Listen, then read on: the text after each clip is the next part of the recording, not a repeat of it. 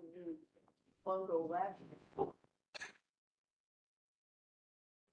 Picture for the historic Yeah. site, a new one. I don't agree this is gonna be like. I looked at the whole agenda. I need so- for everyone. My hand comes. Gotta get to. Yeah, but Okay. Let's see. We'll call this meeting of the Public Works and Highway Committee to order at 5, it looks like 32. Attendance shows all committee members are present. And we will entertain a motion for meeting minutes of October 1st. Motion to approve. I'll second. Any changes or comments? We'll vote. All in favor? Aye. Aye. Opposed? It's unanimous. Public comment. Is there anybody in the public that would like to come up and speak? Anybody online or anything? Okay. So we'll move on to unfinished business. We have a email. Oh, yes, I'm sorry. We have one email to read into the record. All right, this is an email from Brian Deppies. The address is West 143 North 9867 Ridgewood Lane. He writes, committee members, I would like to express some thoughts on the November 5th Public Works and Highway Committee agenda item regarding official snow and ice removal map. While I appreciate the time and effort that has been put into developing the map to save taxpayer dollars, I believe there are major corridors that should not be removed from the village responsibility. Specifically, I have highlighted areas that should go from blue to red, marked up in the map by yellow, which I think everybody received via the comments. These were based on the following factors. The first factor, major streets and corridors, major connections for the community that are used year-round need to be considered for snow removal. Specifically, these areas are along Pilgrim Road, County Line Road, and Mequon Road. These major corridors should be kept clear to ensure that the public can make safe passage through the village by foot as they have for decades. School connections. Connections to schools are important and corridors should be cleared to maintain these connections. This includes areas along Pilgrim Road, Mequon Road, and River Lane. And then finally, community connectivity. Being a member of the Park and Recreation Commission since 2007 and recently working on the Trail and Connectivity Plan, the major corridors in the community need to be continually maintained 365 days a year for the safety of citizens. Well, it may be the very last thing that is cleared in the village in severe events. The public deserves to have safe access on the walkways rather than walking along the curb on Pilgrim Road, County Line Road, Mequon Road, and other major corridors if sidewalks are not cleared. That's it. Okay, thank you for that. And we will move on to new business. New business A, update from Waste Management on garbage and recycling services in Germantown. So we have two gentlemen with us from Waste Management, Mr. Tim Wengren and Tony Connect. They're going to come up to the podium and just give a little update on waste management services and then take any questions that you all have. Just push the button on the mic until the red light goes out. On the base. the base. I did say on the mic, so Hi, good evening. So a couple things that we wanted to touch base on. I know there have been some issues in the past here that in regards to missed pickups and how we go about addressing those missed pickups. So I am Tim Wenger, I'm the district operations manager for the hauling site. So I oversee the trucks, drivers, the entire fleet. So when a miss gets called in, whether it's to your village hall or to our hotline through WM, a ticket is made for that miss. That ticket is then dispatched immediately, and we pull drivers from their current route that are in this area and come right to that location to get that miss pickup. Now, in the cases where it might be a day later when we get that call, again, same process is followed. Occasionally we will come to that home and maybe that can won't even be out anymore because maybe that resident forgot to put it out. They're just thrown off their game for the moment. But we do our best to try to resolve any missed pickup or complaint within 24 hours. When we look just for the year, just on some of the things that we have seen, the amount of misses that we've seen has actually been pretty minimal. We're still looking at our hotline report to kind of break that down and see if there's any additional things. But for the most part, a lot of the stuff that we saw was maybe misses due to not knowing what day collection was. We got some feedback on that. And a lot of that comes from the camera system in the vehicles. So our drivers, when they get to a stop, they actually have to click a ticket for that address on their tablet, which then opens up the camera system. So when we go to grab the can, takes a picture of the entire driveway in front of that residence, shows the can being dumped into the hopper of the truck, and then when we set it back down. In most cases that we just briefly went through, we can see, maybe a trash can's not out, and then we get a missed pickup for a trash can. Again, things happen. Everyone can sometimes forget, but we will always come back out immediately once we get that phone call to collect that trash can, recycle can, whatever it may be, and get it addressed to, take care of your village, really. But that's really kind of the process in which we follow with it. The other thing I wanted to just touch base on is the routes, right? So we have route days that are specifically set up. You have most of the time the same drivers, unless they're on vacation or an illness or something like that. They're dedicated to the village of Germantown. That's where they want to be. That's the routes they have selected. And they take great pride in being out here every day. So when they hear that they missed a can, they take it personally. They get upset at themselves. They wonder if they did something wrong, or maybe they forgot to pick up a can just by driving past it, maybe from a parked car being in the way. But I can assure you, when misses come up, we do our best not only to go and recover them, but to speak to that customer as well. So for example, we had Hilltop Drive earlier this year where we were having issues where drivers were forgetting to grab the cans. I actually went door to door with all of those residents on Hilltop Drive right off of 41 there. Talked to them all personally, followed up with them multiple times to make sure that we had corrected the issue. And that's just an extra step that I take to make sure that we've satisfied everybody that has had an issue, so that we don't go down that path again. So, but yeah, that's the operational side of things. Tony, anything you would like to add from public sector?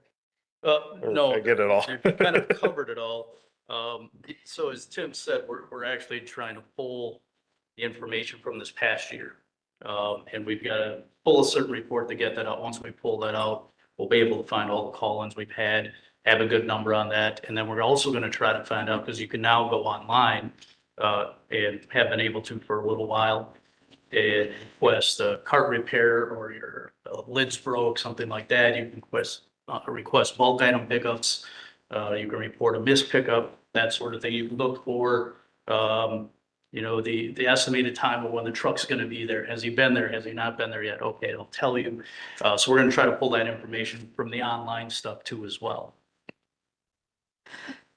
Tim, what's your last name? Fine, Grant.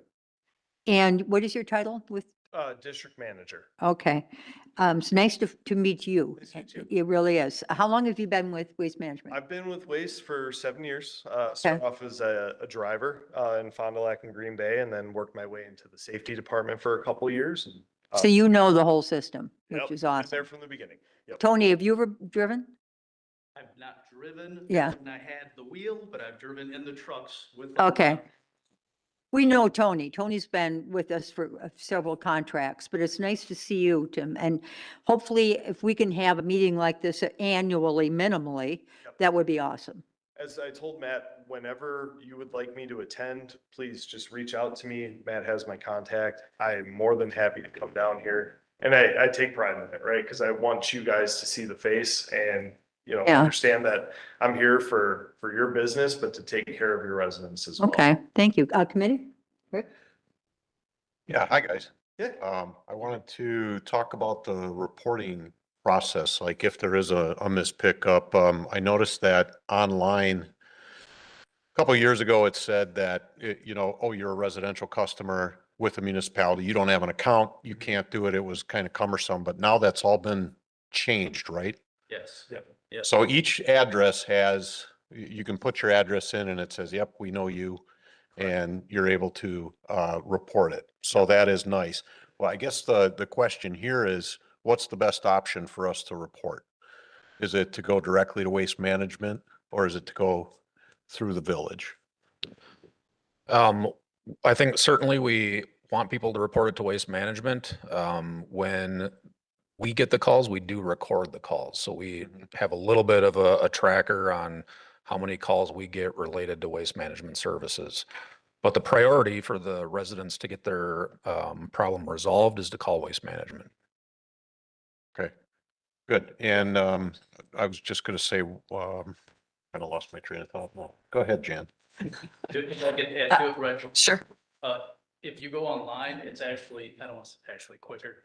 It will be quicker because if you go online, put in your address and report that missed pickup, it automatically creates a ticket. So Yeah. take away one step or one extra step you would have to do calling in. So So that's what I was going to say is that we get a report every Public Works meeting, so monthly, on all the calls that have come in. And I haven't seen a lot of issues when it comes to missed pickups. It- Maybe there's some. Route change was the last time we really got. Yeah, and, you know, that's to be expected a Yeah. little bit, Yep. but. And honestly, from what Tony and I kind of looked through, anything post flood, it seemed like there was a high call volume Yeah. for some issues, which I can expect that just because of, you know, the need for removal of trash and debris and things like that. So. One more thing I've noticed, sorry, Jen, is You have the- there's some neighbors, or if I drive around, I see trash, you know, maybe big sticks or something that are this high out of the can.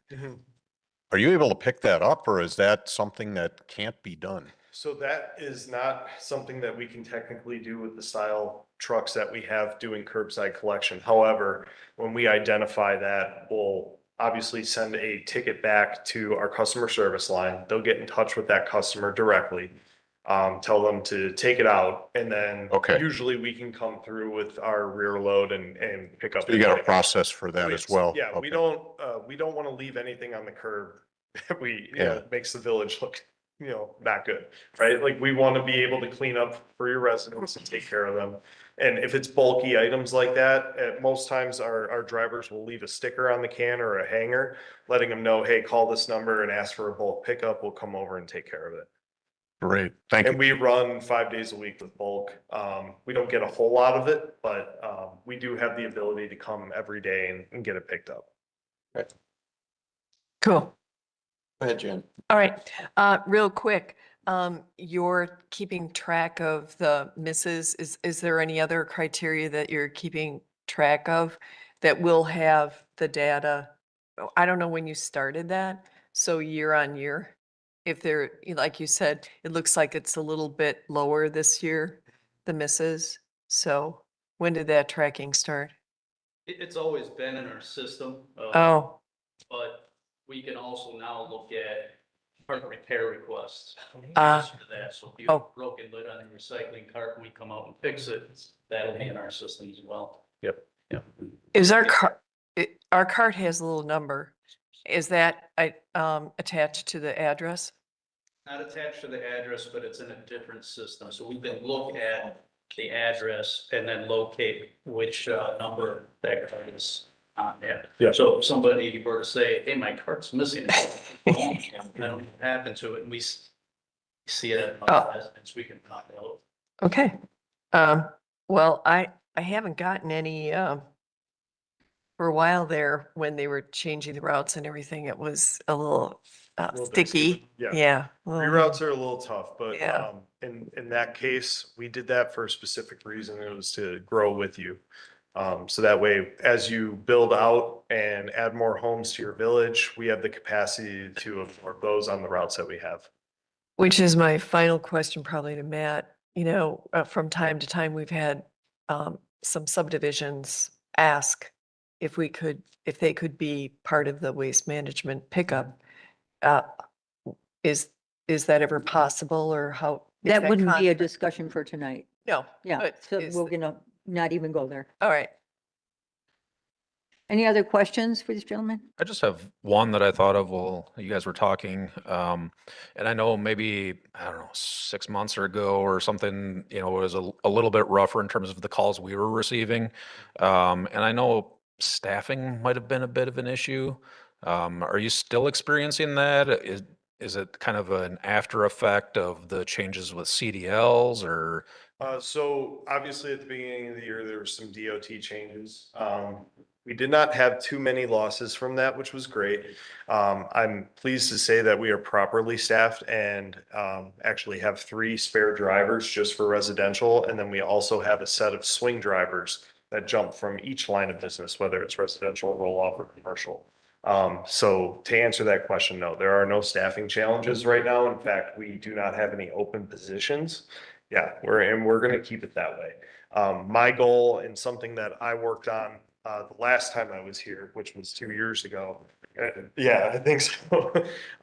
My goal was to build a roster, and I remember saying that to all of you, and that's what I did. I went more in depth, right? Because I don't want to just have a solid number and say that's all I have. I want to be able to cover in case someone goes out sick or, God forbid, has something go wrong. I don't want to let down the village, nor do I want to let down my team either, because it's longer days for them. Okay. Bob? So Matt, with this flood debris, I thought Waste Management said they were going to accept all of that debris at no cost to us, and then that story changed. I don't know the full story because I was out of town when that happened. But I think there was talk of Waste Management doing some collection of storm debris that may have been interpreted that you were collecting throughout the village. And I don't know if that's how it was intended, but it was received that way. And it ended up that we spent our staff time doing that collection. I could speak to that. We did, both here in the village of Germantown and in Albany Falls. And this guy right here, him and his crew, he pulled in drivers from outside the area. He rented equipment to help with that. And after several days here and a couple days here in Germantown, plus also doing it on Falls, it was about 60 hours in about a 3-day span that they spent just in those 2 areas. And we had to basically back off in order to service one. We couldn't do both and get minimal. So I think we had about 2 days here and we did about 4 or 5 days in the Falls. And then after that, it was, we can't keep pulling in drivers from other areas. They have jobs to do as well. And a lot of those drivers actually volunteered as well, just so you are aware of that. And then we also donated large roll-off boxes at the DPW site. Yes. We did that at no additional charge to help out too as well. Okay, we appreciate your efforts on that. Just a big global question here. It's my last question. Just rough percentages. What's the cost of picking up garbage versus picking up recycle? What's the whole, are they 50-50 or is one more than the other? Cost wise, no. Trash is more expensive to pick up. The trash is more expensive? Okay. Is there a law that says, and I'm not proposing this, that says we have to recycle? Well, State law. state law says that. Okay. Reason I'm asking is I know some communities got rid of the recycling because they didn't recycle. They just burn everything. I guess we don't do that here. So, And in okay. municipalities where they don't have it's like this, and residents are free to All right. Just looking for go ways, backyard that and don't want that. just looking for ways to save money. That's all. All right. Thank you. Okay, thank you, gentlemen, for coming. Thank you. Thank you. Moving on to B, request to exceed the established budget limit by $23,300 for the purchase of approximately 60 residential water meters. So this is a similar request to a few months ago, where we're just running short on residential meters, and it mainly has to do with new service starts. And we'd like to get additional residential meters in as soon as possible before that supply that we purchased a couple months ago is already depleted again. We can look at how this affects our purchase in 2026, but we are down to just a handful of these meters. So I guess the good news is there are new customers coming online and these new houses are connecting, which will benefit the utility in the long run. But immediately we do need to get some stock on hand. Committee, Motion to approve. Second. discussion? Is there a different way we can do this? This comes up every year, we're doing this. We do the blanket purchase every year. Yeah. but we're Yeah, not- what happens is, we do a blanket purchase order at the beginning of the year typically to get all that stock in. And we did that. It's just that we went through more than we had budgeted this year. And part of that is due to the new construction. I will say, at least the subdivisions out by me on Freistadt, it's incredible how fast those, by you too, Yeah. how fast those homes are going up. I mean, there's obviously still a market for new homes. So they all need water meters. Okay, we have a motion and a second. Any further discussion? Hearing none, we'll vote. All in favor? Aye. Aye. Opposed? It's unanimous. C, report on the water utility emergency water main repair along County Highway Q and the standpipe repair to Tower 1. So really the purpose of this item is just to report back kind of the bottom line on what these repairs cost and report that the work is complete. So the repair on County Line Road that occurred in September-ish, for a period of a couple weeks, is complete. It did take a few weeks to work through. Probably noticed some road, traffic control up in the area. But we used DF Tomasini, who does a lot of our emergency work. And that repair cost us $153,668. Any questions about the County Line Road repair? Otherwise, I'll just kind of jump right into Tower 1. Good question. Yeah. So I know Tomasini does a lot of emergency repairs. When they do what's categorized as an emergency, is there a higher rate that we're getting billed for? Not a higher rate, no, other than, potential overtime like weekend or holiday work, that will be a higher rate. That's like, so the county line work, although you call it an emergency, it wouldn't bump you into a higher rate that Tomasini would be billing us though. Right. Okay, thank you. Dan? Was that by the, well? Right by the lift station, I mean, lift station. Yep. Mhm. right by the river. Yep. All right, and then the Tower 1 standpipe repair, we've talked about this one a few times. We did have an opportunity to put together a rough design with some help from Foth and received quotes for that work. Seven Brothers was the low quote, so we went ahead with them for the work. We did add about $5,000 in additional work to replace an old valve. And then we had an inspector work on the project for about $11,500 as well. So I didn't add those all up, but it looks like it's about $115,000 total for the standpipe repair in Tower 1. Further comments? This is for discussion only, obviously. Discussion only, just a report. Yeah. Yep. Then we'll move on to D, consideration of submitting a joint application to the Wisconsin Department of Transportation with the town of Jackson for Pioneer Road reconstruction. Yeah, so with the success of the ARIP projects that we conducted this year, we're interested in applying for the next round, which has been made available with the new biennium. Applications are due on the 15th of December. And we evaluated a couple different options, potentially another partner project with the town of Germantown on Cedar Lane, but ultimately settled to partner with the town of Jackson for Pioneer Road. In general, Pioneer Road is rated in a poorer condition, and there's more agricultural activity in that area, so that's kind of what influenced our decision. In particular, when we were looking at Cedar Lane, the village section of Cedar Lane in that area is actually has a fair road rating, so we think that that would hurt our chances to get that grant. So we've had preliminary conversations with the town of Jackson, and they're on board with this. You can see again that it's a 90-10 cost share. WISDOT would pay for the 90%, which would equate to about $945,000. Then the municipal share would be about $105,000. And then we would split that essentially 50-50 with Jackson for a total for Germantown of about $52,500. So With your blessing, we would proceed with this application where the town of Jackson would actually take the lead, and we would be secondary on the application. So, you do want a motion on this then, Yes, even though it please. doesn't suggest it here. Do I have a motion? Motion to approve. I'll second.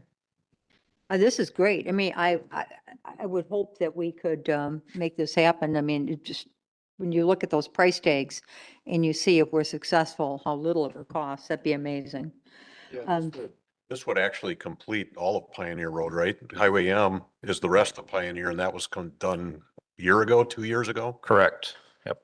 So, Matt, about how long is that? Is it over a mile? Is it a mile? 2 miles. Yeah. Miles. 2 Yep, miles? so we'd Thanks. be responsible for the mile. Ah, okay. So we were successful with ARIP, was it last year? Yeah. Does that jeopardize our chances of getting another ARIP right after? They haven't come out and officially said that. That's not a part of the published criteria. But my hunch is that that's a distinct possibility. Yeah. And that's part of the reason Jackson involved because they didn't get anything. Right. Jackson didn't get any, and that's another rationale for us being the secondary applicant. Mhm. Yeah. So we'll still do the work in terms of the engineering, but they'll take the lead in terms of the application. In your letter to the residents that would be affected, where you're asking for an application back, it'd be nice in that letter to give them a rough timeline on construction. If it's awarded, roughly how much time will it take for construction to be completed? Because that's directly affecting them and how they answer the questions, the applications, as far as, Sure. how many trips and things like that. So your best guess as far as construction duration would be helpful in that. Yeah, we could do that. We have a motion, we have a second. Any further discussion? All in favor? Aye. Aye. Opposed? It's unanimous. Okay, moving on to a resolution to adopt an official snow and ice removal map as required by the updated municipal code 8.02. Now, am I on the right thing here? Yes. Before we get started, are you here to speak on this by any chance? Then, why don't you, did you fill out a form in the back? Well, you did, but I'm going to let you talk anyway because it's important, okay? So just feel free to come up to the podium and give that to the lady at the end here. You can do it after. Yeah, you can do it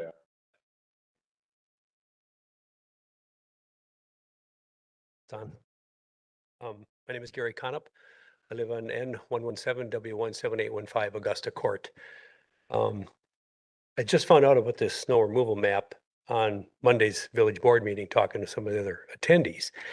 And a couple things, the map, looking at the map doesn't make sense to me because you've got little patches of red here and there and amongst the blue. And I'm assuming that's the village has to clear that for lift stations or pump stations or something.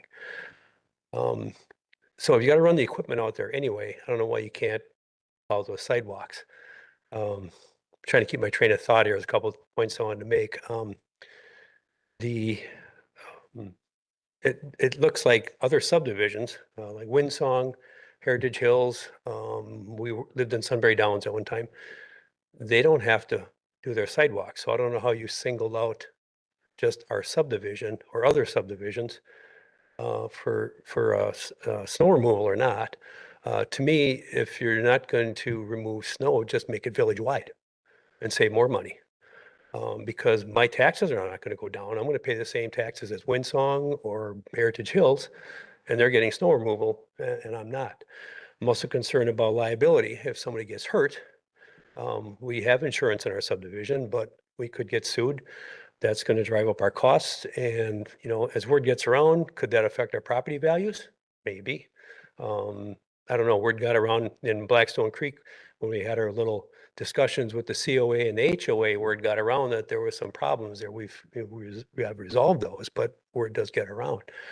So to me, it doesn't make sense. If you're going to do it across the board and save a lot of money, and you got to run the equipment out there anyway. So either that or plow the sidewalks you had in the past. So. Blackstone Creek, yeah. So we'll have to shovel the sidewalk that runs along our subdivision from like the high school entrance up to the box plant. So, all right, thank you.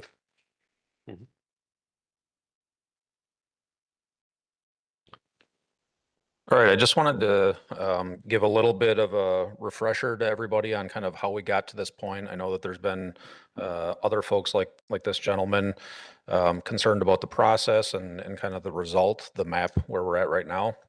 So I'll just go through these points kind of quick. But to get everybody up to speed, the current code that makes the village responsible for snow and ice removal on sidewalks dates way back to the 1950s when there was a very small amount of sidewalk, and it was probably focused on removing snow in the Main Street area and some of the sidewalks that just go north of there on Park and Church, I think. New developments. There's obviously been a whole bunch of development since the 1950s. The village has grown from, a couple hundred folks to over 20,000 folks. And there continue to be new developments proposed with additional sidewalk that expands the responsibility of DPW, and then actually new developments that have been approved and will be constructed that also have additional sidewalk. So we've talked about it growing over time, and it's grown into something quite large, and it's going to continue to grow. So I think the responsible thing is to address that in some way. And just another couple points before I get into that. The current code has limited our desire as staff to add more sidewalk due to that maintenance obligation. So in some cases, it's been a bit of a shortcoming to the village where we could have greater connectivity, but sometimes when these plans come up, it's staff's desire not to expand the sidewalk because we know that we'll become responsible for the maintenance. There are times like the Sutton Farms development that I was referencing earlier that will get approved regardless. The other important thing to point out is that the current code making Public Works responsible really does not align with any neighboring community. It's very out of sync with what is traditionally happening for sidewalk snow removal in municipalities in Wisconsin. It also happens that we purchase and maintain some fairly expensive equipment related to removing snow on sidewalks, specific type of sidewalk plow. And some of that equipment was scheduled to be replaced in 2026. That was removed from the budget at a savings of about $170,000 this year, and we can avoid that cost going forward for that machine. The machines that we have on hand are enough to maintain the service as it's proposed in this map. So yeah, the removal of snow is obviously a time-consuming task for staff. Depending on the severity of the snow, it could be 2 guys for a day, or it could take several days, 2-3 days, depending on a larger snow. So it's kind of all those reasons that led us to engage the committee and talk about the different options that existed. So going back to kind of when this started in July, we presented 3 or 4 options for us to consider. One was that we don't make any change, that this was good information, but it was the decision of the village to continue offering the service and purchase the necessary equipment to do so. Another option would have been to commit to what we're doing today, but then not take on any additional responsibility and to draw up an ordinance along those lines. A third option would be, like the gentleman mentioned, just make adjacent property owners responsible for all of the sidewalk and the village would get out of it. And then a fourth approach was kind of coming to some sort of middle ground, and that's ultimately what we decided on. And the Public Works and Highway Committee and the village board adopted an ordinance which uses this map-based approach to outline who's responsible for what when it comes to snow removal. So there've been some comments that I've observed at the village board level and here tonight and via email. So I wanted to outline kind of the process of how we got the map to this point. Generally, it was The desire of this committee that we continue to do that kind of square mile of service from Mequon, Pilgrim, Donges Bay, and Division Road. So when you see that we're continuing to maintain roughly that square mile, that was done so at the request of the Public Works Committee, and then not as much the village board, but they would eventually approve it if it gets to that point. Generally, the village is going to continue to plow sidewalk where the adjacent property owner has the sidewalk in their backyard. And then also generally, the adjacent property owner would continue to plow, the adjacent property owner would plow the sidewalk if it was situated in their front yard or their side yard. So backyard, we would do, front yard or side yard, the adjacent property owner would do. And that approach, in a draft we did of the map, resulted in a fairly segmented map that showed little, spots here and there where things didn't flow very well for the operation. And we went back and looked at the map and decided that where those little segments existed, and the village was already plowing a portion of that sidewalk nearby, that we would actually just pick up and continue to do that. We can't totally avoid that, and you will see some little spots on the map that's being proposed tonight. But from what's proposed tonight to what we were looking at several months ago is, I think, substantially improved through that process. So I just wanted to go over kind of our approach on, again, generally on how we address certain types of property. So in general, commercial property, we transitioned that over to adjacent property owners. So an example of that is on the north side of Mequon Road. We have that transitioned over to adjacent property owners. The south side of Mequon Road, from Division to Pilgrim, the village is continuing to do. And we took that approach throughout the village.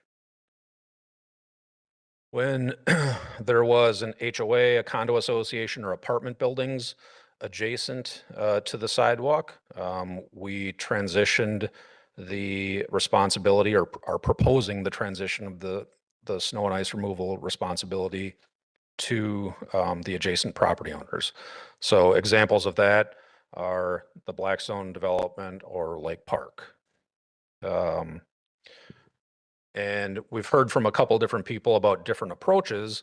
So the next example you can see on Division Road here. This is on the west side of the road. It's the Willow Creek Heights subdivision. And the village is actually keeping that responsibility, again, going back to this being kind of the primary corridor in that square mile that the committee wanted us to maintain. So that's why the different approach in this subdivision, Willow Creek, versus some of those other subdivisions that weren't situated on that square mile. And then there were a couple different areas with other governmental jurisdictions, but in particular the DOT. So we know that if we stopped plowing the snow over the bridge over 41 on County Line Road, the DOT was not going to be doing that. And in that case, we kept the responsibility for removing that snow over the segment that you can see in this map. And there are other examples with state and county right-of-way where we did maintain some of our responsibility there for similar reasons. So that's kind of how we got to where we are. And then attached to the agenda is the map as it's proposed right now. I'd be happy to pull it up and walk through any questions that the committee has.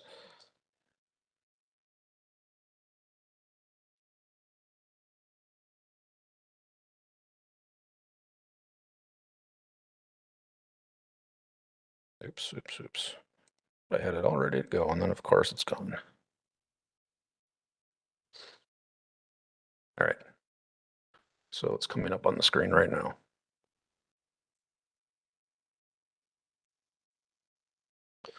So just to refresh everybody, the red is where the village would maintain responsibility. The blue is where adjacent property owners would be responsible. And I would note that there are areas that previously weren't assigned to anybody that are now included on this as well. I'll start with a quick question about Pilgrim Road. Mhm. A main corridor, and that's where part of your square mile is up to Donjas Bay, correct? Yes. But doesn't it get a little more complicated as you go Donjas Bay to County Line because of the fences on the backyards of those properties? There's not even any access for them to keep up that sidewalk.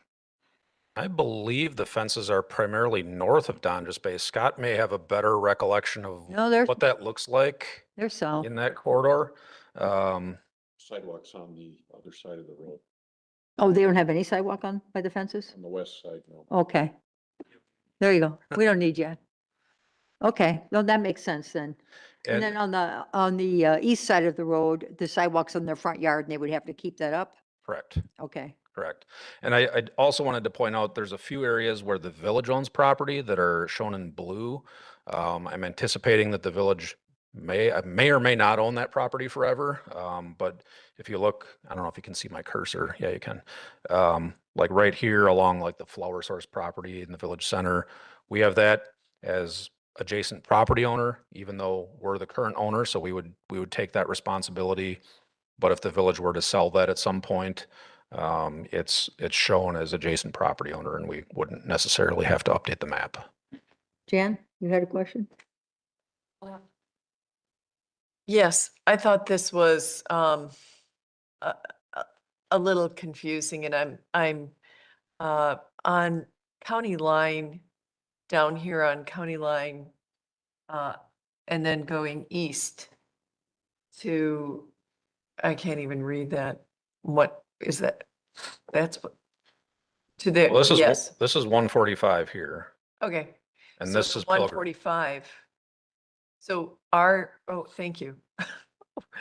Are we saying that, I just want to get a barometer here. We got a little red dot here, little Segment. dot, yeah. 3 dashes of red, and you're running over with your little plow for about a half a mile. And then you got to drop it and do the little segment, and then you got to pick it up and get back to wherever your truck is. So my big question is the blue area areas where we had been plowing anyway or previously? Yes. In most cases, okay, thanks. All right, so I'm very concerned about not plowing the county line, all of Pilgrim Road, all of Division, you know, and Donjas Bay. Those are sidewalks that the village put in. And now we get to the roundabout, and then again, you got to pick up your little Huh. plow and then drop it on the northeast corner, which doesn't make much sense to me unless we don't plow the whole roundabout. I mean, on the road. Well, You know about that? yeah, I mean, I can try to address some of your comments. The primary reason we went back after our October meeting to take another look at this map was the direction of the committee was to look at transferring as much of County Line Road over to adjacent property owners as possible. So with that guidance, that's how we ended up with the approach that we did. We did do a little smoothing, especially east of Pilgrim, where there might have been some oddball 1 or 2 parcels. But, you know, if you're talking about this right here, these are big backyards. So we felt that for that reason, we would just continue to plow those. The rest, based on the criteria that I talked about, were eligible, therefore, to transfer to the adjacent property owner. So that's the rationale. And then the other thing I would say, if you're talking about adding back Olive County Line and adding back Pilgrim Road, that at some point, you know, the whole purpose of going through this exercise isn't worth it anymore, because we'll need the equipment back that we just gave up, and it won't save any time or money. So I would caution on going back and adding large chunks, because I think very quickly we'll end up in the situation that we're in now. Rick? Yeah, I guess, two comments. County Line Road between Pilgrim and Navajo. There are side yards and front yards for that, so I would say that that may be eligible for, sending back to residents rather than us doing that. So I guess I would ask for a review on that and see if that's feasible. The other thing I had mentioned at the village board meeting when we created the ordinance was, actually regarding Blackstone, specifically, the developers agreement that was in place when that happened, doesn't matter which phase it was, but if there is some type of verbiage in there that says that the village has responsibility for that, we need to review that. We need to look at that and make sure that we're doing the right thing, with that area. Yeah, and on that topic, I did have the village attorney take a look at the developers agreement, and there's nothing in the development agreement that obligates I the didn't know village. that happened already. Yeah, So- yeah, so it just happened between the village board meeting and today, so. But he did review, and he said that there's nothing in there that, that prevents us from making this transition there. Bob? There were some areas that didn't make sense to me until I went out and actually looked at it. And just a general statement, I think it's fine the way it is. Based on my site visit today, it made sense based upon the criteria. And I'm concerned, like you had mentioned, Matt, that if we start plugging in these big corridors again, we're just looping right back to where we started, and this whole exercise will be for naught. And we will be a community that stands out as the only one in the winter, any snow belt that does this in their community. And we can't afford to do that anymore. What do you need from us tonight, Matt? Well, this is an action item, so we'd be looking for your approval, to advance this to the village board with a positive recommendation. Ready? I'll make a motion to advance this map with a positive recommendation. I'll second. Further comments? Dan? My concern on some of the blue areas is there are schools adjacent and kiddos walking all up and down Pilgrim Road. There are crosswalks, etc. And I think safety comes first.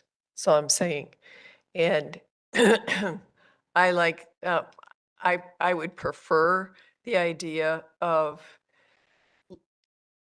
leaving the plowing the way it is without as many cuts, and making sure that the corridors on the sidewalks that go to A, parks, or B, schools, they should be taken care of on both sides. It's just a safety concern that I have. And I think that a couple of people that wrote to me have the same concern. So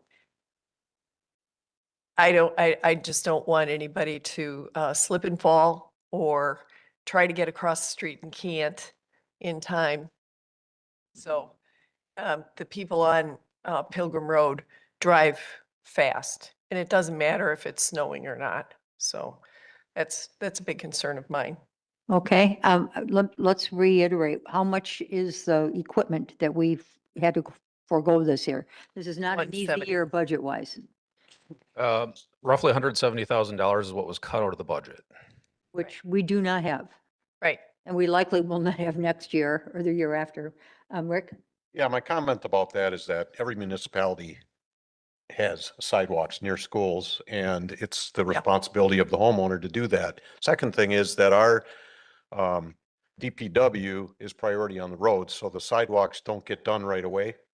They get done maybe a day later, maybe 2 days later. So the concern is going to be there no matter what. The sidewalks aren't going to be done immediately, even if we take it back over. Further discussion? Hearing none, we'll vote. All in favor? Aye. Opposed? Aye. One in opposition. Moving on to F, report on changes to the Division Road reconstruction plans, next steps, and schedule. All right, I'm going to have Kevin Driscoll, village engineer, come up and present on this topic. May I make a quick comment for the audience? This is going to come back to the village board. Okay, next meeting, you think? Next meeting.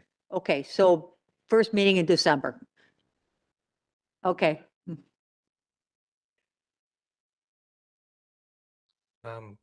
Good evening, trustees, committee members. Following our last meeting, the DNR had required an alternative to an enclosed storm sewer between the Jefferson Creek and Lilac Lane. So this is for Division Road. So staff has been proceeding with an open channel design where the slopes improve safety and in comparison to the existing condition. So that's a change from what was previously discussed with that storm sewer. The good news that I'm happy to share is that the general permit from the DNR they have concurrence with that. So we're able to move forward with this project. That's been a choke point of being able to move forward is getting that DNR concurrence because of the regulatory floodplain there. So now that that's established, staff is looking to finalize plat updates and send the final plats to the property owners and schedule appraisals.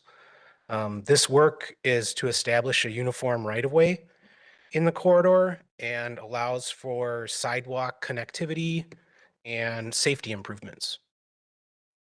In addition to that, there's the trail plan that was approved in 2024. And staff's identified some updates that are planned for Park and Recreation next week. So I wanted to inform Public Works Highways Committee about those planned update suggestions. And that update is for consistency with the previously presented design approach. And these documents are in the packet. And happy to take questions on that if you have questions. And this again fits with the theme of sidewalk connectivity and safety improvement. The other two things that I wanted to just touch on quick were the schedule and the grant application for the financing, where now that we have the DNR concurrence for the general permit, being able to get the plans finalized this winter. So we have construction scheduled for spring of 26 is our goal. And we're on track to be able to do that. With respect to the financing, there was a deadline of October 31st for grant funding. So what we had done was applied through the state to be able to get funding for this project. That funding may or may not be 100%. The application itself had a portion of it to say, if you don't get full funding, what would happen to the project? And in the past, receiving 90%, 80%, 50%, or a smaller portion to offset the costs is something that in that grant application that village staff identified would be acceptable and welcome to be able to offset cost to the village. So that's in general the summary that I have. So if there's additional questions, we could pull up the packet and look at exhibits in there, or I could answer questions on the fly here. This will be easy. Is there a cost savings because we're doing open trench now instead of putting in pipe? Yes. And I'd say, compared to the total project, it's not significant, but it's a fair amount. right? Yes, it is a fair amount. It was a roughly 900 feet. And that estimate for that 900 feet is over $500,000. Yeah. There's still grading costs, additional costs associated with the slopes and the restoration and some tree removals in that area south of Lilac, north of the Jefferson Creek. But there are cost savings. That's probably why DNR was on board with that, because open trench is cleaning the water versus a storm sewer, so it's water quality. So that was a win-win for DNR. Right. Saved money on structures, didn't have to put structures in also. And you softened the slopes up, which meant more easement or more right of way you had to acquire, but you were able to do that. We're looking at trying to maintain the development handbook design standard of 4-to-1 slopes and fit in the right of way in that area south of Lilac because of 120-foot right of way based on the neighborhood plat. Compared to some areas where it may only be a 33-foot right away from center line. So in that area, the way the road is platted allows for that flatter, safer slope. I'd hate to compromise that slope just because the right of way isn't wide enough. I mean, that's not your criteria, is it? Would you try to pursue an easement to get that 4-to-1 in there? In the case, in that situation south of Lilac Lane, with the design that we're looking at is the 4-to-1. Okay. And there, in lieu of the enclosed storm sewer with the open ditch, there's still the gas main that runs parallel to Division Road. So we still have some coordination with We Energies and on the depth of that gas main with respect to earth moving that we have to finalize. So we may be getting some more potholing done to basically hydro excavate down Yep. to the top of the gas main so we can measure depths to make sure How big is that? we're grading appropriately. And so some of our slopes may have to steepen up a little, maybe 3-to-1 instead of 4-to-1, but that might be closer to the property side as opposed to the shoulder and Yeah, embankment side. definitely, that's the way to do it. How big is that gas main? I believe it's a 12-inch gas main. Okay. Thinking, and I'm pretty sure you don't want to have We Energies relocate that because you can throw your schedule out the window then, right? That would be a complicating factor. Yes. It's a nice way to say it. So my last question, just in general, did we lose any continuity on our trails or our walks because we couldn't acquire the necessary easement or right of way along this whole corridor? Probably still, The answer is no, not yet. yeah, Not you're yet. still in negotiation. Yeah, We haven't, once we have the plat set with all the conditions, then we'll do the appraisals. So that'll happen very quickly here, and then we'll really know where we're at. Okay. I think in general, people, especially in the northern half, in this first phase have been cooperative when we've done outreach. Yeah, I'm sure it makes sense to them what you're doing here. Mhm. Safety and drainage and that, so. Yeah, the appraisals are anticipated yet this month, so we should be able to get that established. All right. Thank you, Kevin. Very Thanks. good. Welcome. I have a question. I know what the sewer pipes look like, but is an open trench, do you have to put like cement in it or anything? Just dig it in just a nice ditch? It's called concrete. I meant, okay. Concrete. She meant concrete. I We'll- meant concrete. We'll probably have a wetland mix around the ditch line and then just a lawn mix on the embankment slopes. Gotcha. Yeah. Okay. So like native, like you're walking around the pond, the ditch, Jefferson Ditch, there's all kinds of native or something growing. Yeah, it'll be an open channel drainage swale. Oh, So it'll have grass on the sides and then Right. along the main channel, there'll be a wetland vegetation Right. seed mix. So when that doesn't get mowed, then there be maybe some more a variety of plants rather than just the green grass. right. Any further comments? This is for discussion only. Put concrete in And- the drainage area. Bob, anything else? Okay, thank you. Okay, yep, you're welcome. Okay, moving on, consideration of an update to the DPW Engineering Division's driveway permit. All right, this is an update that we want to do to the permit, essentially to reflect what the code says. There's been a practice and it's been written into the permit that for existing driveways, we haven't charged the fee. But we're finding that there are a number of these existing driveway permits, and they take just as much time to work through as new driveways.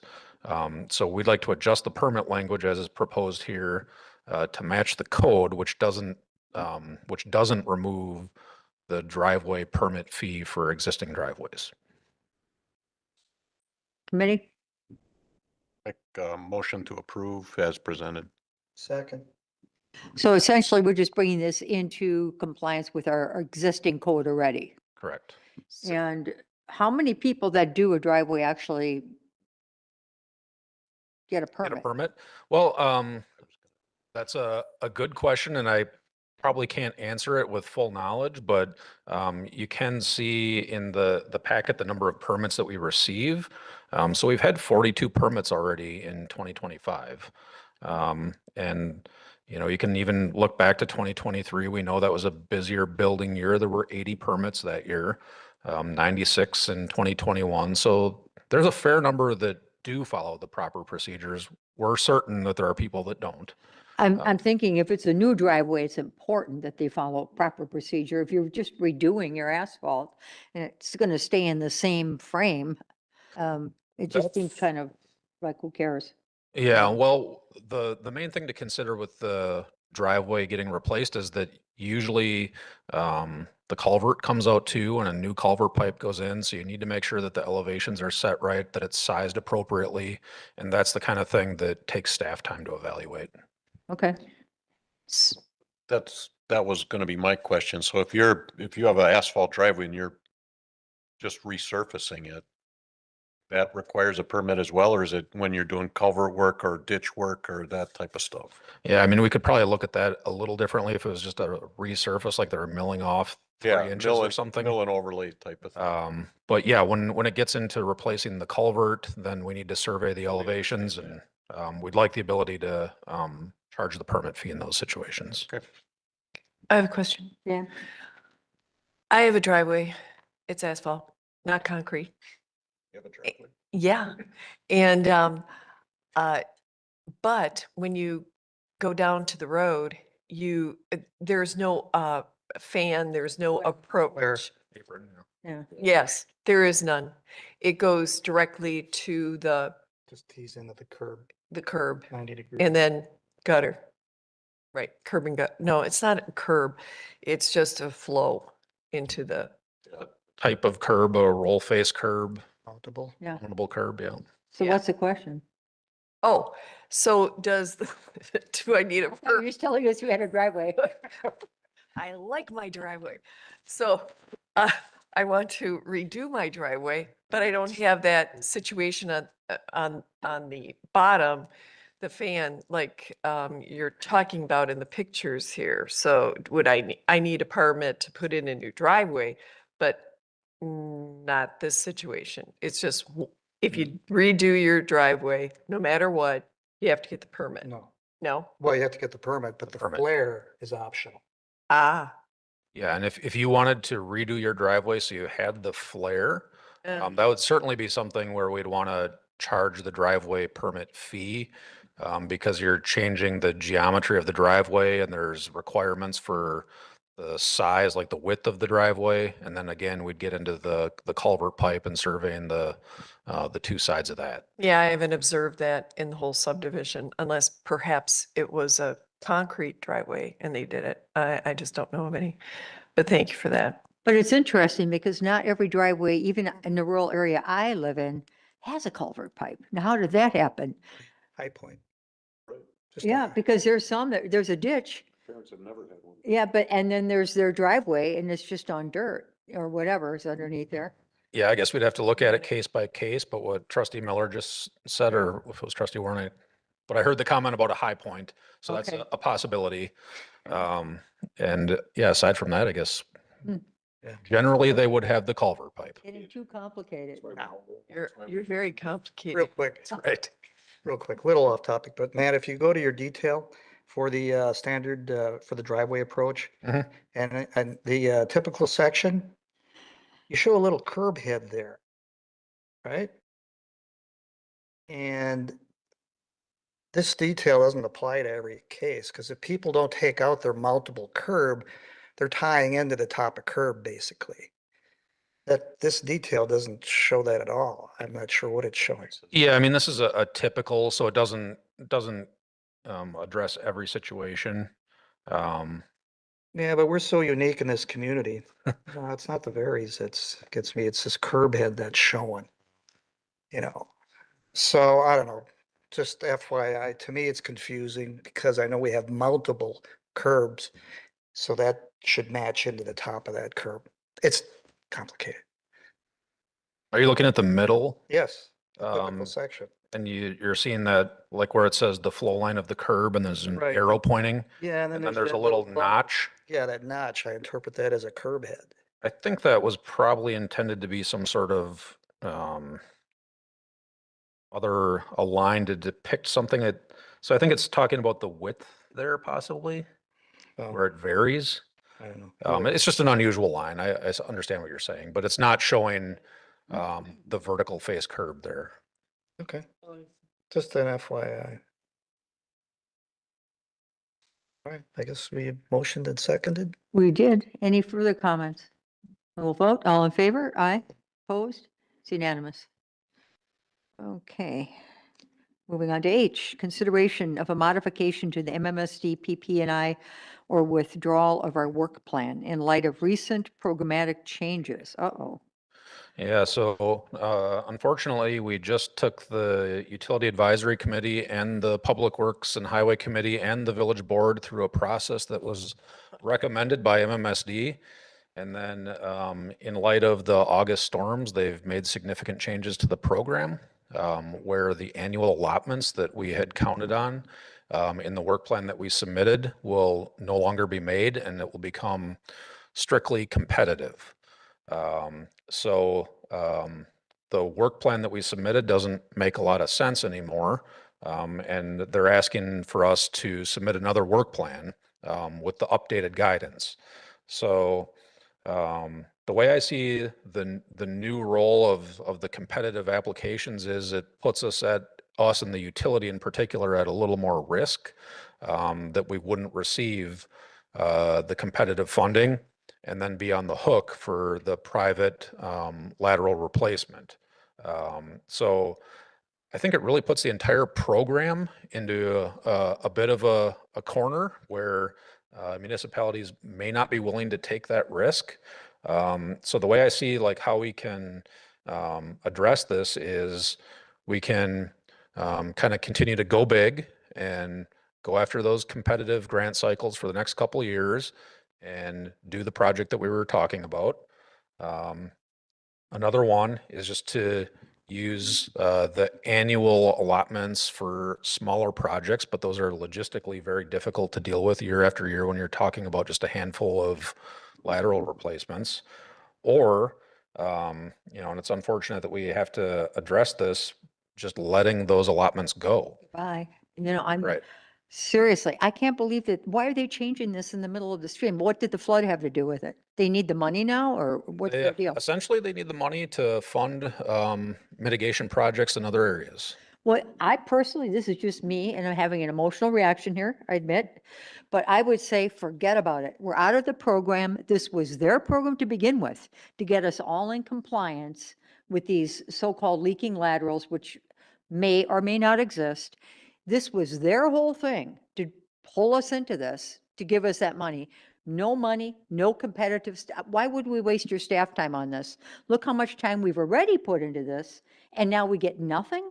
That's insane. I would just drop out of this immediately. Well, we have a pot of money right now, don't we? We do. We have the 168,000 or so. Doesn't go That- too far. No. that's It not doesn't go enough. very far because when you're talking about that amount of money, it sounds like a big number, but we were talking about 15,000 per lateral. So you're only doing, 10 or, 15 or 16 of them. Is that money jeopardized by their new policy? I don't believe that money is, but certainly the competitive pool is smaller now.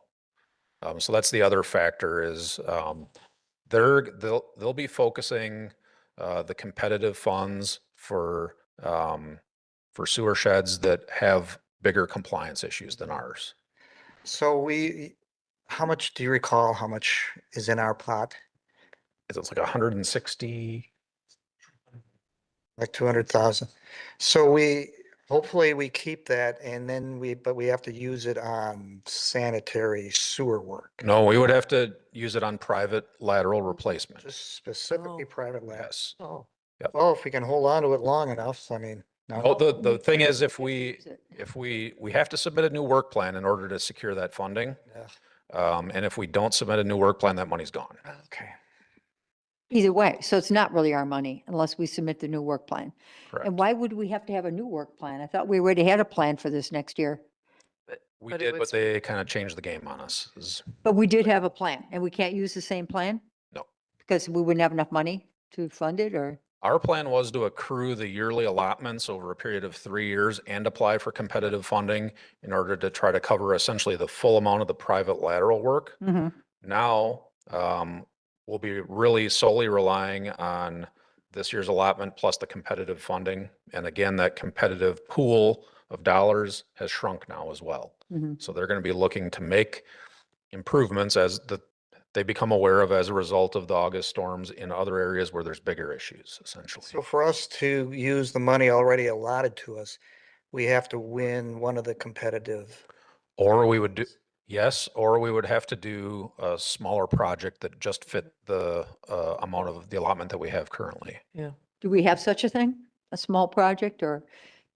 I mean, how big is the neighborhood that we were going to do with this, like We're looking at 67. 60-some laterals Well, that we're going forget to that then. replace. right? And had these people already been notified that this is coming? Did they have this option? Nope. No? Nope. Well, that's, If we, it's good. Small bit of good well, news. that's the other problem with relying on the competitive funding is we kind of drag all these people into a program they might be kind of apprehensive about participating in anyway. And then potentially at some point down the road have to tell them, sorry, actually we can't do the project because we didn't get the funding. And how long can we hold on to the 160,000 before we lose it? We have to make a decision very soon. Okay, I'm personally, I'd let it go. And this is their program, forcing us to fix laterals. If somebody's lateral breaks or if it's bad, they have to do it at their own expense. But you I said would- we had to revise the map, submit a new map to New get work the plan. new work plan to capture our allocated dollars as little Correct. it is. So there's all that effort yet just to, It's not worth it. Do you think of the money involved in that? We've When that already, isn't really our thing. This is something they pushed at us. how Yeah. much time did you put into that work plan? I mean, the document itself wasn't terribly involved, but there was a fair amount of planning with staff to, to get all the records together and to have those be a supplement to the work plan document. And how would a new work plan, how would it be different? Just a The new work plan would outline a new project that either counted on committed the village to a project, and then we would be hoping for that competitive portion. That would be one option. Or using just the money that we have currently allotted. And that would be a smaller project. Too small. What That- project would you do? We would do part of that subdivision. And the other half of the people would be really mad. Right. Couldn't pick and choose. No, Well, you because could it's free. Pick and choose But the that's- hosts, but you don't know which laterals are. Yeah, we really don't have, Yeah. we don't have good enough data to make that decision. My lateral is not great. It's gonna go bad next year. My neighbor just got a free one. Yeah. There is, It's Well- too much problem. oh, I'm sorry. One thing I would say is, if the committee does decide to forego the funding, there is a mechanism at MMSD for residents that are concerned about this to receive individual assistance. It's called Pipe Check. There you Where go. they could get half of the funding, essentially half of the funding to cover their lateral replacement. That from makes sense. MSD. It's more economical and then it's targeted Mm-hmm. for the people that need it. Also, just a question. Is MMSD program the only show in town? In other words, you go out and go for different grants?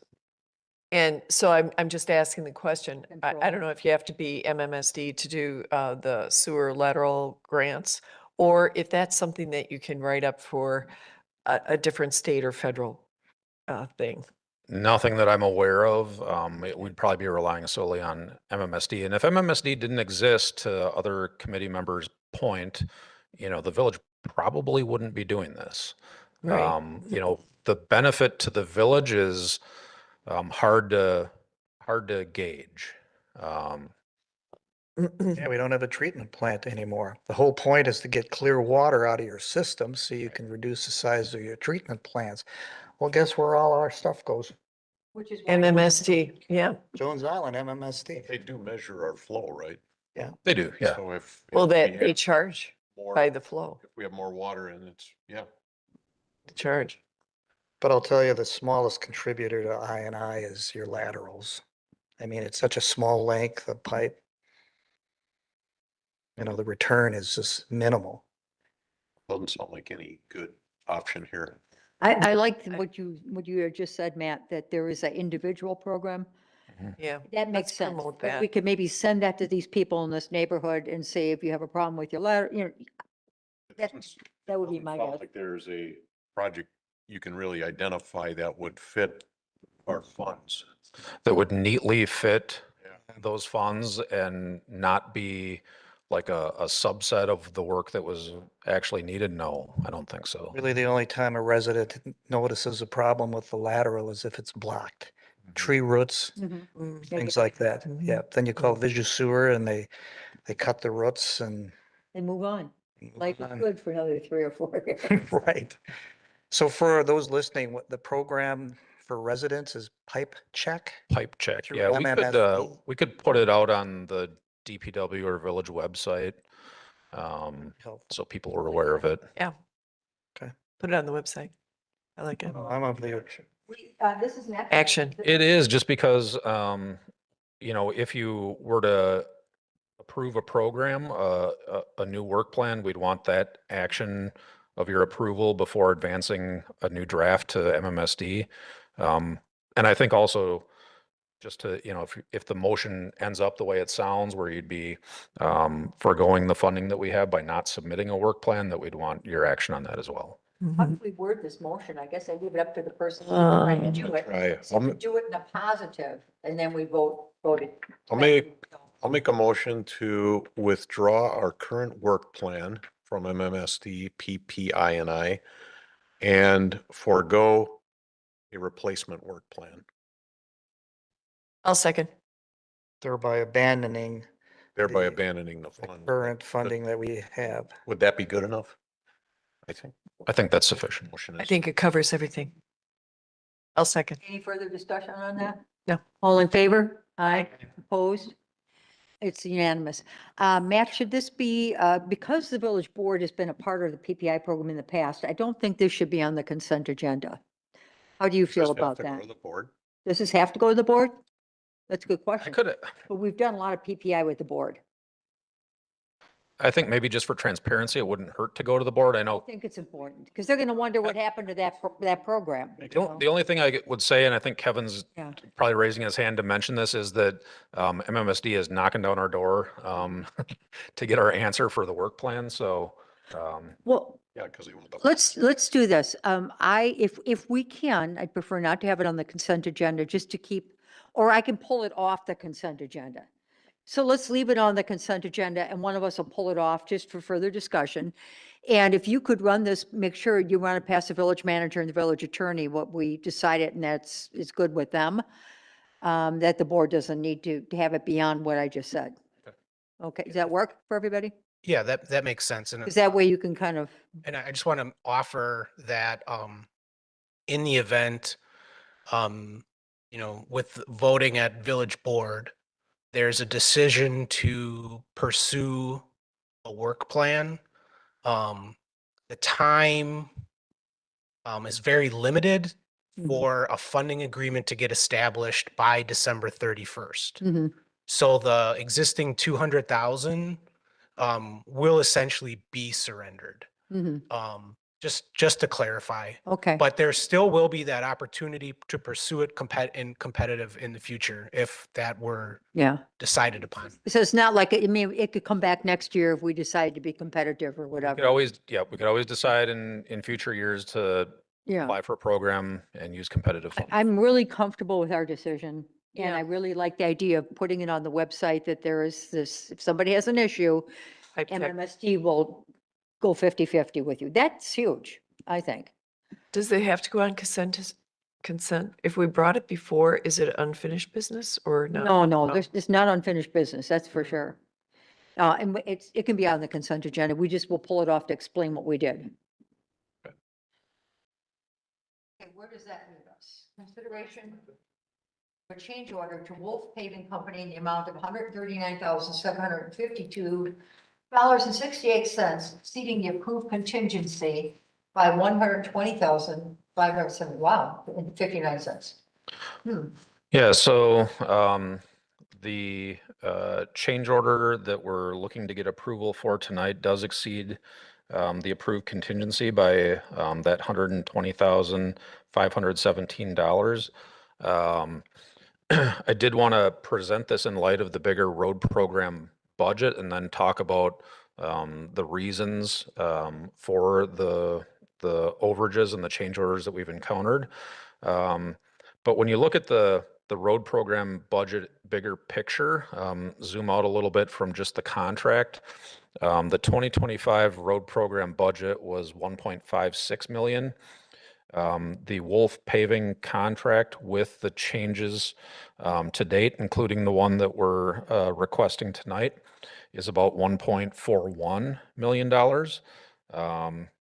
And then we add in the 10% share of the ARIP contracts. That's another 134,000 or so coming out of that 1.56.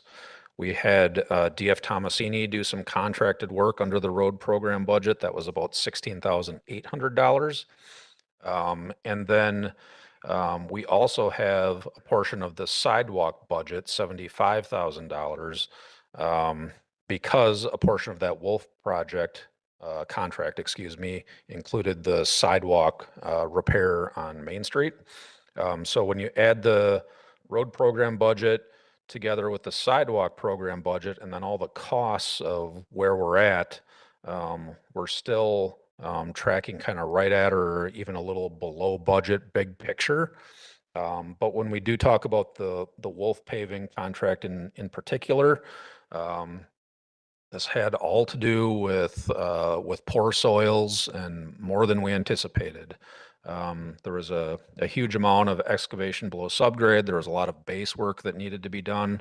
But Where over was that, Matt, the base, all the poor soils and, Wagon Trail and then also in the Katy Vista Sylvan subdivision, there were extensive amounts of both excavation below subgrade, additional base work, geogrid in some locations. that we had to do in order to stabilize the road to get a good surface down. And then additionally on Wagon Trail, we added inlets for storm sewer because we knew that the way the road was configured previously, it didn't drain well. So that's kind of what got us to this point. You know, when we look ahead to future projects, I think, you know, the takeaway that we've made is that we have to include higher quantities for base work, for excavation below subgrade, and build that up a little bit in our estimates. But you know, even with this change order, and it does look and is a big amount, I think, you know, we're still ending up about where we want to be budget wise. Committee? Want a motion first? I'll make a motion to approve. I'll second. Bob? To my non-engineering friends, if a road project's going to go over budget, it's because of bad soils. And from what I saw out there, I think I was at Wagon Trail, Kevin, when we were talking about that additional structure that we needed to put in. And I saw well, there's a construction term we use for those soils. It's called loon poop. But Oh, what is it? What is what the bad soil look like? well, it could be a lot of water, Mhm. and if it's a clay, Friable soil or, wet clay, it doesn't support, there's no support. gotcha. And the key with asphalt, they call asphalt a flexible pavement for a reason, because the strength of the asphalt is from the base course underneath, which is resting on top of your sub base. Now, if you have a sub base to begin with that's really weak, the gravel will just sink into it and there goes your road. So I saw the GeoGrid out there. When you have to go to GeoGrid, in addition to excavating a foot or two of bad soil, you've got some really bad soils. And I saw this, so this doesn't surprise me at all. Hmm. And I'm glad you guys did this because you'd be throwing good, bad money at, or good money at bad money, because that road wouldn't have lasted. Mhm. We'd have you saw how bad it was already, how quick it deteriorated. It was because of this water and bad soils, so. Just curious, is there some sort of testing, like boring you can do on a road before you go in there? There is, you can do boring, and we, like on Division Road, and as an example, first of all, we have a little more time with Division Road, and that's kind of another key, I think. We talked about that a little, maybe even last month, on kind of how we approach our road program in general. But having more time with these projects to do preliminary design, including geotechnical stuff that might be needed, is helpful. And that can, that type of investigation can, really help you hone in on kind of the right number for the quantities of EBS and grade and subgrade work that you need. You know what, soil borings, the only thing you know after a soil boring is what the soil is right at that. At that hole, moment? Right at that Oh, hole. yeah, at the, Because a lot can happen between this hole and that hole. Yep. It's the best way we have to try to identify what's going on. Correct. And then just, again, bigger picture for the road program, we knew there were some question marks with how ARIP would work. We knew we were getting into a big project with Wagon Trail in particular. So in order to manage the budget, we held back on portions of the road program, in particular Squire Road, and are now doing further analysis on that and deciding how to fit that project into either 26 or maybe even 27. So we want to be cognizant of the budget, and in order to make this year's budget work, we deferred some work, and it's looking like the right decision now with what we've encountered here. It's your contingency on the contingency. so did you say that you think you're at about 1.41 million? Is that right? Yeah, with Matt. the change order we're requesting tonight, that would be 1.41 on the Wolf contract for this year. Okay. Any further comments? Hearing none, we will vote. All in favor? Aye. Opposed? It's unanimous. Well, we're moving on to the Matt's report. Pick out your favorite topics. All right. I got my cue there. Well, I think we can make this a little shorter. So we already talked about driveway permits, and that's the first thing I highlighted. We already talked about Division Road. Further down under water, I highlighted that the water utility did a handful of repairs to hydrants and valves in a couple locations around the village. Those are listed there. Those repairs went well. No issues encountered there. In highway parks, buildings and grounds, the crews have been doing a lot of fall work around village buildings and in the right of way. In particular, pruning and getting ready for Christmas. All the decorations went up around Village Hall and other village buildings. And that takes a considerable amount of work. Moving down, everyone heard that we did not get the FEMA presidential declaration for public assistance. We're still working through what options remain for us with Wisconsin Emergency Management and potentially other grant programs. Matt Usilding did a presentation on that at the village board meeting on Monday. Next item there, I'm working with Richfield on an agreement to properly divide up responsibility for maintenance, repair, and then reconstruction on our boundary roads, which with Richfield are Amy Bell Road and Town Line Road. We have kind of an operational understanding of how things are supposed to go, but there's really nothing written down saying who does what. And then our operational understanding of those roads is also different from what's assigned in the Whistler database, which is kind of your go-to for what municipality owns what road. So we're working cooperatively with them on an agreement that I hope can come before the committee and the village board sometime here in the next couple months that solves that problem. And then I'd like to work through a similar process with the town of Germantown and the town of Jackson as well. I highlighted the A&R pipeline project just because they're wrapping up in the village. We do have some follow-up work in terms of damage, and it's relatively minor damage to some Germantown roads that were in areas they were crossing. But that is moving forward. Going down to LCRR, so this is the lead and copper reporting that we needed to submit to the state and the EPA. And we had a violation because of an inadequate inventory. They've now accepted our inventory, but are requiring that we send out additional letters in order to classify the service material. So last week, I think Thursday, the 30th, we sent out approximately 1,600 letters to water utility customers that gave them the opportunity to call in, email in, or complete an online survey for asking for their help in classifying the type of material. And we've had some pretty good response so far. Actually, out of that approximately 1,600, in 5-6 days time, we've had about 300 responses. So it will be on the village over the next handful of years, like 10 years, to fully solve that problem and understand and have documentation for all of the different laterals. So, you know, we sent out 1,600, we knocked off 300 here roughly in a week. We've got about 1,300 to go. How does a property owner know what his lateral material is? The letter we sent had some example pictures, and if they don't know, there's the ability for them to take a picture and send it to us.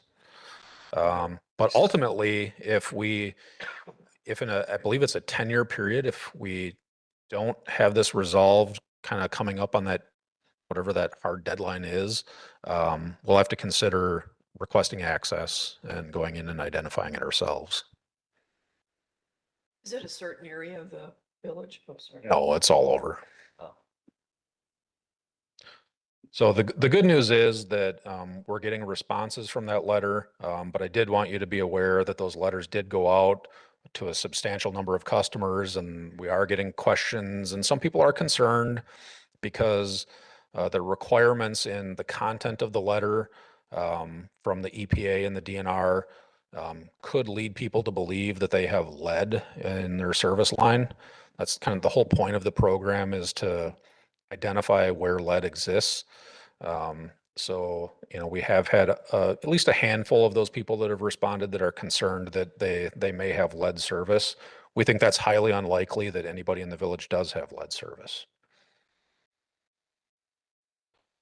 All right. Any other questions on that? Otherwise, just quick updates in the department. We're working on a working in the right-of-way policy that'll establish some guidelines on traffic control that we'll set out, and other safety measures like high visibility gear and things like that staff will wear when they're working out in the right-of-way. I wrote down on here that fall auctions are complete. That's kind of half true because we did about half of the auction. When we're all the way through the auction, I can bring those results so you know what kind of dollars we brought back for our auctioned equipment. How's it look so far? Good. I think tracking about what we'd expect. We had a vacancy in the highway operator position that was filled by somebody in the wastewater division. So now we have an opening in the wastewater division that we're working on recruiting. The MMSD had a program where in cooperation or under contract, I'm not sure what the arrangement was, but with Johnson Nursery providing a free tree to residents. We posted that on the website. It gets us a little pat on the back for our MS4 permit to promote that type of activity, but it looked actually very popular. There were a number of people that seemed to be participating in the program because of our posting, and I understand that the trees are gone now, so that's a good thing. And then moving into next year, we're going to start up working groups on identifying building equipment and just a regroup on the fleet equipment working group to adjust for one more new year in our equipment plan. And then funny enough, in the complaint log this time, I think it was the first one in quite a while where, oh, actually I didn't arrange it by, usually I arrange it in order of the most complaints. I was going to say that garbage wasn't the top, but if I had sorted it, they would be at the top. So. Hey, quick question, Matt, on the pruning in our parks, when is that starting? Like Altbauer, for example, In December.